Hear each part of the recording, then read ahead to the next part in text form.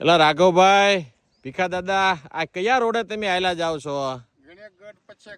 ગણેગઢ પછેગામ રોડા.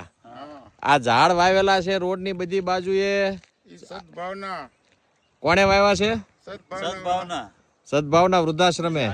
સદભાવના વૃદ્ધાશ્રમની આ કામગીરી અને પછેગામના દાતાઓનો આર્થિક સહયોગ અને આ રોડની બધી બાજુએ અને ગામમાં પુષ્કળ વૃક્ષો વાવવામાં આવ્યા છે અને ઉછરી ગયા છે ને બધા. હા, એટલે એક એક ઝાડ આ પિંજરા સાથે વાવવામાં આવ્યું અને ઉછરી ગયા છે. પછેગામની કાયા પલટ થઈ ગઈ ને. હા, એટલે આ પીપળા મોટા થઈ ગયા અને એક એક ઝાડ આ પિંજરાની બહાર નીકળી ગયા છે. આપ અહીં જોઈ શકો છો, પિંજરા બહાર નીકળી ગયા છે. હા હા, એટલે આ આવતી પેઢી માટે સારું ને. અત્યારે તમારી સર્વિસ બહુ સારી છે, પાણી બાણીની બધી વ્યવસ્થા.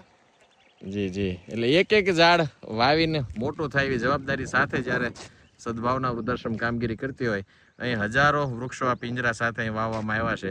એક એક ઝાડ મોટું થાય એવી જવાબદારી સાથે એક એક દાતાશ્રીઓને જે રકમ આપવામાં આવી છે એ લેખે જાય એવા ભાવ સાથે અને હજારો લાખો કરોડો બહુ વર્ષે વૃક્ષોનું વાવેતર કરી આ ધરતીને નવપલ્લવિત કરવાના અભિયાન સાથે કામગીરી કરતી સંસ્થા સદભાવના વૃદ્ધાશ્રમ રાજકોટ.